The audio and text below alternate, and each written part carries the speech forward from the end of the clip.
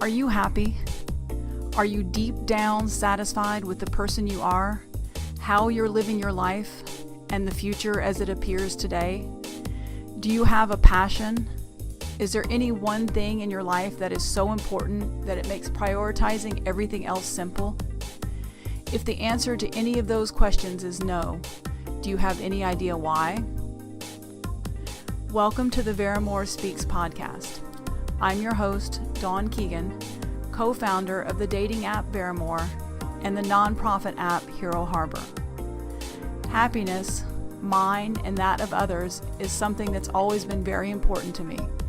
I've devoted my life to understanding how we take the things life throws at us and combine that with our own special gifts to come away with an experience that, while not always perfect, is one we are proud of and allows us the fewest regrets and least amount of heartache. Whether through my personal musings or conversations with guests, the aim here is not to find a one-size-fits-all to-do list of change, but instead a mindset that lessens our fear, reduces judgment of ourselves and others, and frees each individual to build the life that truly represents happiness for them. Thank you for joining us on the Veramore Speaks podcast. I've always worked to provide the most honest, helpful content I could in forms that reach the largest possible audience. And my extreme dislike of greed-driven organizations means I do so without ads or sponsors. But for us to continue improving with better guests and more consistent production quality, we need your help. If you have found any value in what we do and the content provided, please show us a little love by making a contribution directly to the podcast or as a tax-deductible donation on the heroharbor.org website. Thank you again for listening, and please enjoy the show.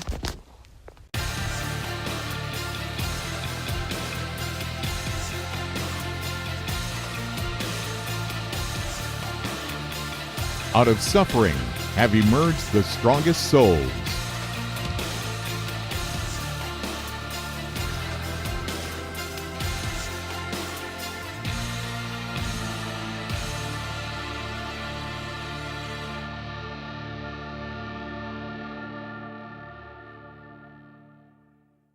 Welcome back and happy Saturday. Tuesday, December 11th, I'll be launching an interview with Kathy Rothenberger. She is the second generation survivor of breast cancer. And one of the things that Kathy and I discussed was the idea of helping others as a way of not thinking about our own pain, not focusing on our own troubles. And this is something that I've been thinking about a great deal in the last couple of days. And I have to say right now that while I said happy Saturday, my last few days have not been overly happy. I recently launched Hero Harbor, which is my effort at helping to reduce the number of veteran and first responder suicides. It's an app designed to connect that demographic to each other. I've heard so many stories, and I have my own personal account of these men and women who are so proud, don't know how to express their pain, don't know who to reach out to, don't feel comfortable reaching out. And what I find so fascinating, and again, what I've been struggling with myself, is that you can be an air quote expert. You can be one with all the answers, supposedly, and you can give the right advice to others. But what happens when you don't know how to take that advice for yourself? Somehow the rules don't apply to you. I know that there are many people out there who care about me, who care about my mission, and if I would just ask directly, would be there for me. But I place a huge pressure on myself because of my mission, because what I'm trying to do is to save lives. And I see any lack of progress in that direction as failure on my part. So then not only do I feel like I'm failing myself, I feel like I'm failing the world in general. And again, I can know that's not the truth. I can know what my friends would say to me, and I can know what I've said to others. But when you're in that deep, dark place, and I was talking to a Vietnam veteran yesterday at the dog park, and he went for decades not receiving the help that he needed because as he said, he didn't want to talk about his mental health. He was afraid of getting labeled. He was afraid of it affecting his work, his ability to do all sorts of things. He has Parkinson's. He was a helicopter pilot during Vietnam. All the horrific experiences that go along with that, his effort to save his men, other units, and he comes back and he experiences this suffering, this loneliness. He has never gotten married. He has never had children, despite the fact that he wanted to.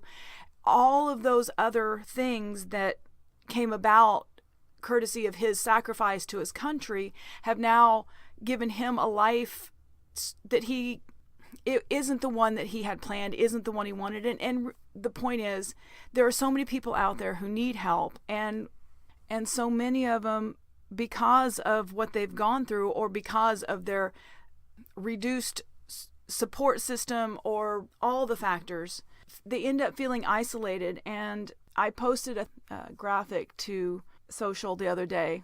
As of a week or so ago, 5,520 veterans had killed themselves this year. And I'm sure a significant number of first responders also. These are very proud people. These are people who have been through so much, and they don't know how to reach out and who to ask for help. I walked into a retail establishment recently, and I never ask about veteran discounts unless someone specifically asks me about it or points it out. And once that's in place, then I will use the discount, but I don't ask. But for some reason this particular day I did. And the young lady behind the counter, she's in her early 20s at best. She said, I wish they did. She says, my husband is in the Army. And so we got talking about that, and I got telling her about Hero Harbor, and she says to me, she says, I've got chill bumps on my arm. She says, I don't know if I'm supposed to tell you this. Her husband is stationed in Georgia. He's an Army medic. And she said that just that past week that his first sergeant had committed suicide. And the first sergeant had been in the Army for 21 years, 15 of those as a sniper.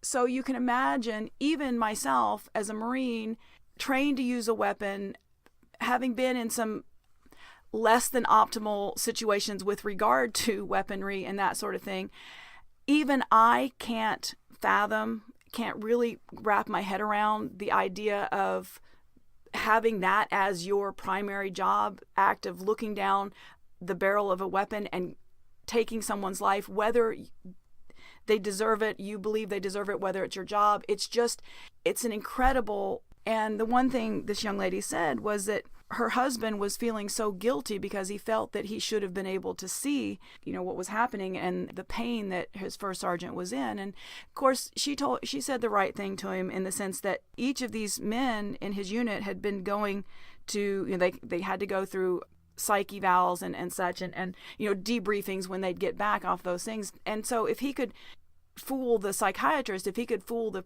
professionals, and as I said to her, this is a man, he's a good actor, this first sergeant. I mean, he's had to. His men respected him. His men looked at him as their rock, as their hero, and their example of what a soldier should be. But he was facing retiring and coming out here to the civilian world. And what I was attempting to say earlier is, if I can't wrap my head around that thought and that job, imagine what he was facing in day-to-day interaction with civilians. He couldn't tell them what he did, and he couldn't tell them. And so it creates this huge cavernous black hole of disconnect. And what do we do, and how do we reach out? And again, yesterday and the last couple of days, I made tentative approaches. I reached out to a couple of my friends. I sent texts and things like that, but they were busy. One was in class, one was in the gym, another was working. And again, had I said I need to talk now, I'm sure they would have made time for me. What goes on in our heads, and this is this is not any specific demographic. It's men, it's women, it's combat veterans, it's non-combat veterans. Again, police, fire. We're so used to being strong. We're so used to carrying the load. The thing that this Vietnam veteran that I met yesterday said, and it was so true, and it was such a great analogy.